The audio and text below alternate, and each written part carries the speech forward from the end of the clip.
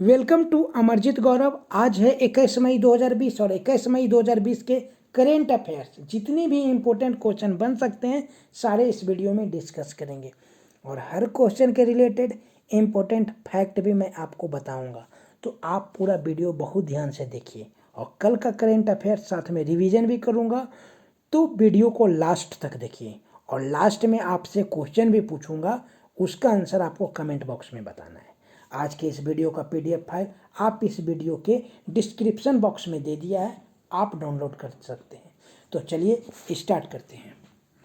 पहला क्वेश्चन है, आत्मनिर्भर भारत की भावना को सलाम करते हुए किसने एक गाना गाया जिसका शीर्षक जयतु भारतम है? तो लता मंगेशकर ने लोकप्रिय गायिका लता मंगेशकर ने आत्मनिर्भर भारत की भावना को सलाम करते हुए एक गाना गाया है जिसका शीर्षक जयतु भारतम है। उन्होंने यह गाना भारत के लोगों और प्रधानमंत्री नरेंद्र मोदी को समर्पित किया है। इस गाने को अनुराधा पौडवाल, कविता कृष्णमूर्ति समेत 200 से अधिक गायकों ने इस गाना को गाया है। गीत को प्रसिद्ध संगीतकार, कवि और लेखक प्रसून जोशी द्वारा लिखा गया है। दोस्तों, यह गाना किसके द्वारा लिखा गया है? तो प्रसून जोशी द्वारा। दूसरा नंबर क्वेश्चन है, किसने कोविड-19 की हैंडलिंग की स्वतंत्र जांच शुरू करने का फैसला किया है? तो WHO, वर्ल्ड हेल्थ ऑर्गेनाइजेशन। दोस्तों, विश्व स्वास्थ्य संगठन कोविड-19 की हैंडलिंग की स्वतंत्र जांच शुरू करने का फैसला किया है। संगठन ने इस लक्ष्य को प्राप्त करने के लिए रिसोल्यूशन ऑन कोविड-19 रिस्पॉन्स प्रस्ताव लॉन्च किया है। इस जांच का मुख्य उद्देश्य संगठन पर कोविड-19 की उत्पत्ति को लेकर लगे अंतर्राष्ट्रीय आरोपों का खंडन करना है। यह प्रस्ताव वीडियो कॉन्फ्रेंस के माध्यम से आयोजित किया गया 73वें विश्व स्वास्थ्य सभा में लिया गया था, जिसमें भारत का प्रतिनिधित्व केंद्रीय स्वास्थ्य मंत्री डॉक्टर हर्षवर्धन ने किया था। इस स्वतंत्र जांच के प्रस्ताव का समर्थन लगभग 116 देशों ने किया। भारत ने भी जांच के प्रस्ताव का समर्थन किया। इस प्रस्ताव का विचार ऑस्ट्रेलिया द्वारा शुरू में लाया गया था। तो किसके द्वारा लाया गया था यह प्रस्ताव? दोस्तों, तो ऑस्ट्रेलिया द्वारा लाया गया था, लेकिन प्रस्ताव का मसौदा यूरोपीय संघ द्वारा तैयार किया गया था। चीन ने इसका विरोध किया। WHO का मुख्यालय जिनेवा, स्विट्जरलैंड है। WHO के महानिदेशक टेड्रोस एडहेनोम हैं, जो कि इथियोपिया देश के हैं। इथियोपिया अफ्रीका महादेश में पड़ता है और इथियोपिया की राजधानी अदीस अबाबा। स्थापना 7 अप्रैल 1948 को WHO की हुई थी। अगर हम अदर ऑप्शन का बात करें, IMF अंतर्राष्ट्रीय मुद्रा कोष, स्थापना जुलाई 1939। प्रबंध निदेशक क्रिस्टीन लेगार्ड जर्मनी के हैं। मुख्यालय वाशिंगटन DC, संयुक्त राज्य अमेरिका। ADB के अध्यक्ष मास सुंगू अस्कावा हैं। स्थापना 19 दिसंबर 1966। मुख्यालय Manila, Philippines. ADB Asian development bank. और AIIB Asian infrastructure investment bank, मुख्यालय बीजिंग, चीन। स्थापना 16 जनवरी 2016। अध्यक्ष लू जीवेई।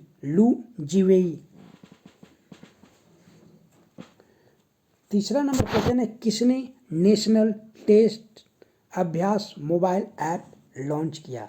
नेशनल टेस्ट अभ्यास मोबाइल ऐप लॉन्च किया तो केंद्रीय मानव संसाधन विकास मंत्री ने। मानव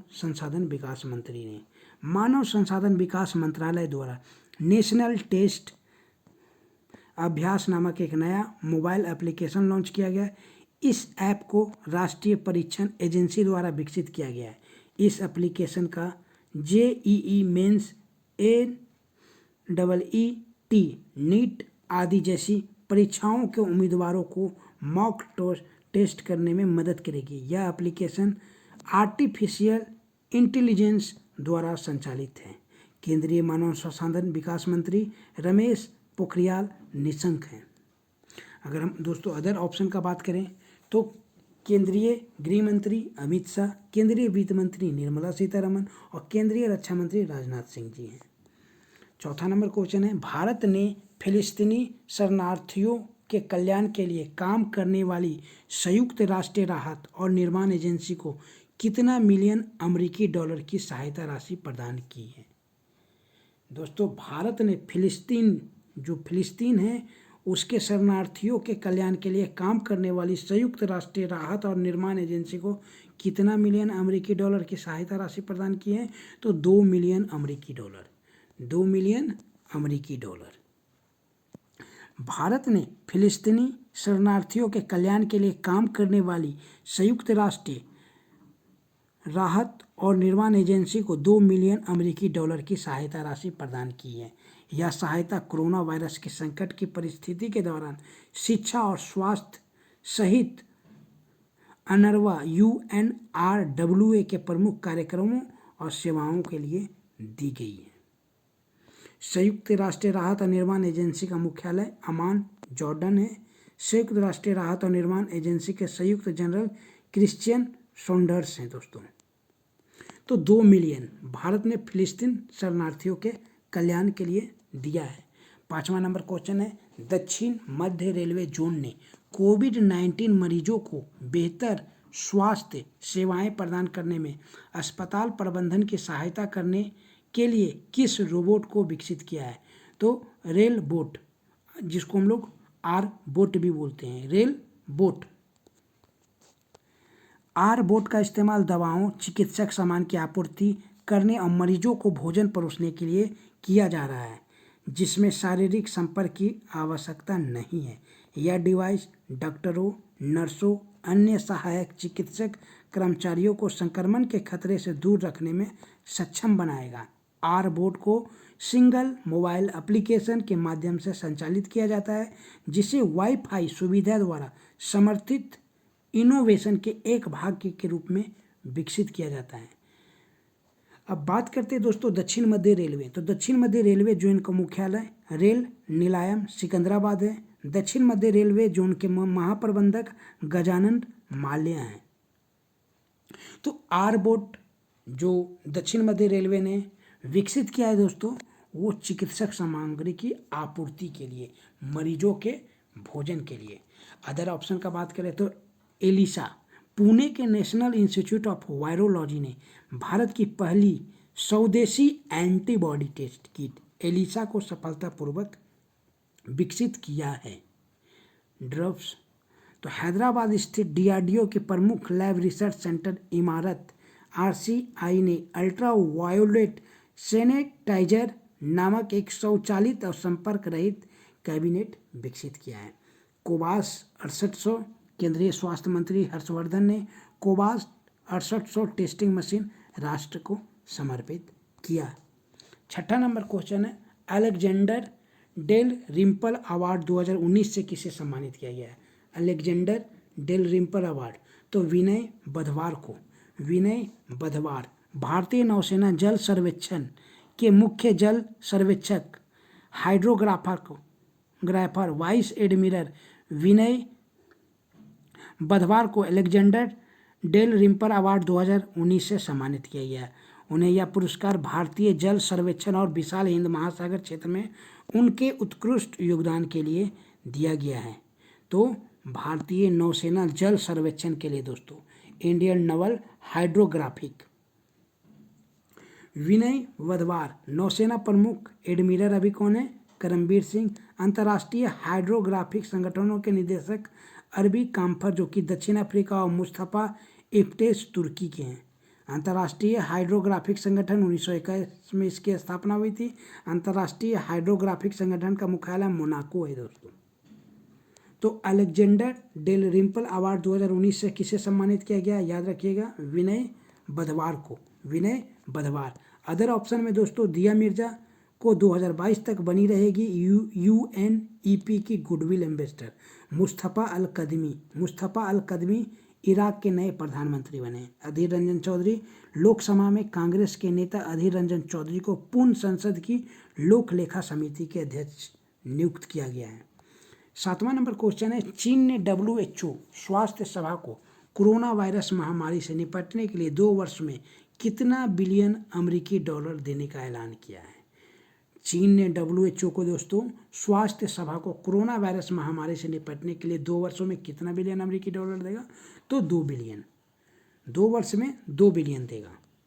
चीन ने WHO स्वास्थ्य सभा को कोरोना वायरस महामारी से निपटने के लिए 2 वर्षों में 2 बिलियन अमेरिकी डॉलर देने का ऐलान किया है। 2 वर्षों में दी जाने वाली $2 बिलियन की राशि विशेष रूप से विकासशील देशों में कोविड-19 प्रतिक्रिया प्रयासों का समर्थन करने के लिए दी जाएगी।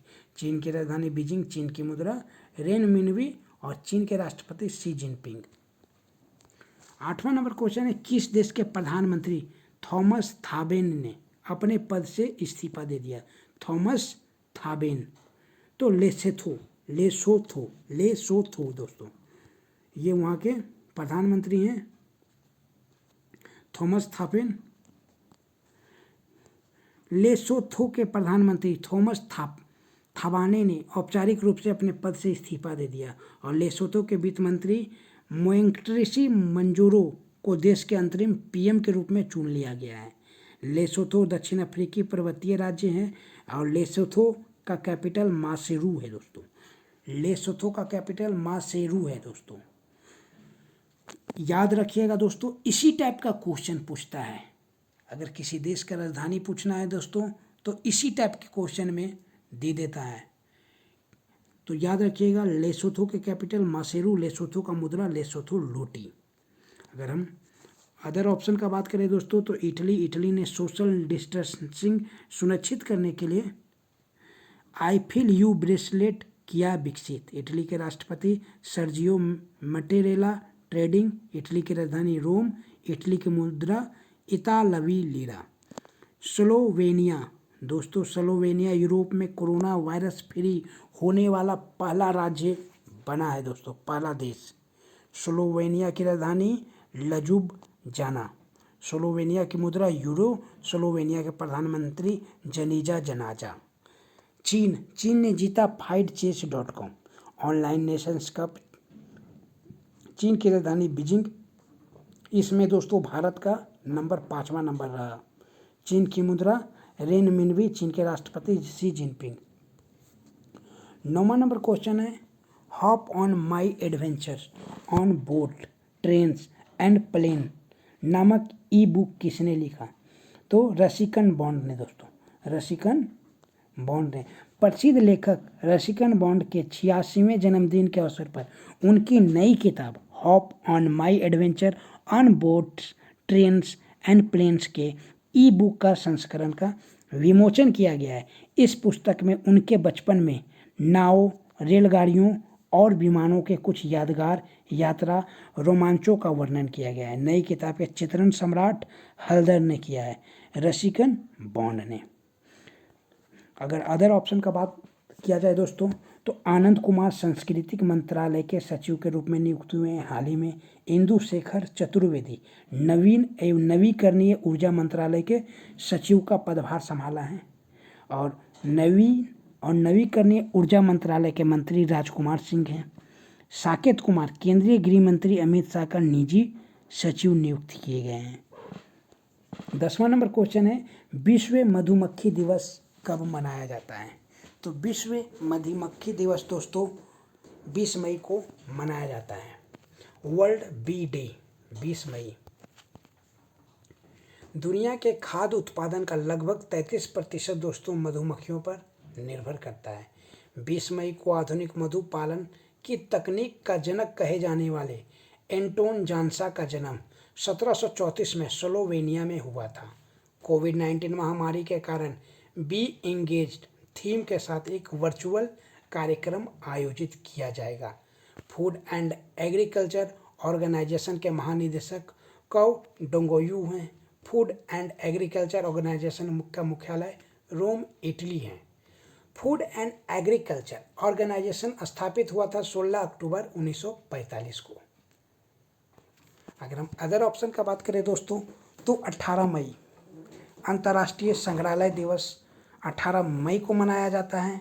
अंतर्राष्ट्रीय संग्रहालय दिवस 2020 को museum for equality, diversity and inclusion विषय के साथ मनाया जाएगा।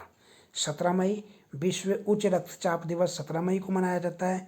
विश्व उच्च रक्तचाप दिवस 2020 का विषय है measure your blood pressure, control it, live long. 16 मई इंटरनेशनल डे ऑफ लाइट मनाया जाता है।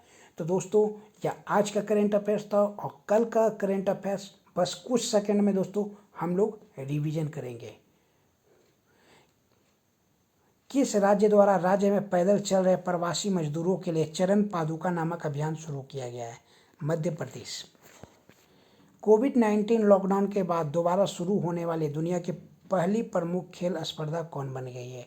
तो बुंदेसलीगा। वीडियो के जरिए केवाईसी स्वीकार करने वाला देश का पहला बैंक कौन बन गया है? कोटक महिंद्रा बैंक। किस राज्य में पारंपरिक फगली उत्सव मनाया गया है? हिमाचल प्रदेश। वैश्विक बौद्धिक संपदा सूचकांक 2020 में भारत का कितनवें स्थान पर है? तो 40वें स्थान पर है। विजडन द्वारा किसे 2020 का विश्व का सर्वश्रेष्ठ क्रिकेटर चुना गया है? तो बेन स्टोक्स। 65वें अमेजॉन फिल्म फेयर अवार्ड 2020 सर्वश्रेष्ठ फिल्म का खिताब किस फिल्म को मिला? गली boy. Laureus best supporting moment 2020 award किसने जीत लिया है? सचिन तेंदुलकर। हाल ही में जारी किए गए ग्लोबल एनिमल प्रोटेक्शन इंडेक्स 2020 में भारत को कितने स्थान पर रखा गया है? तो दूसरे स्थान पर। National real estate development council के नए महानिदेशक कौन बनाए गए? तो राजेश गोयल। तो दोस्तों यह कल का था और कल का जो क्वेश्चन था दोस्तों, चरण पादुका नामक अभियान किस राज्य में शुरू किया गया? क्वेश्चन ऑफ द डे का कल का जो क्वेश्चन था दोस्तों, चरण पादुका नामक अभियान किस राज्य में शुरू किया गया है? तो मध्य प्रदेश में। मध्य प्रदेश की राजधानी दोस्तों भोपाल। और आज का क्वेश्चन ऑफ डे, किस राज्य ने आयुष कवच कोविड ऐप लॉन्च किया है? किस राज्य ने आयुष कवच कोविड ऐप लॉन्च किया है? इसका आंसर आपको दोस्तों कमेंट बॉक्स में बताना है। दोस्तों मेरा वीडियो अच्छा लगे तो लाइक, शेयर एंड सब्सक्राइब करना ना भूलें। सब्सक्राइब एंड शेयर दोस्तों ज़रूर से और बेल को ज़रूर दबाएं। फिर मैं कल आऊँगा नए वीडियो के साथ। तब तक के लिए दोस्तों धन्यवाद।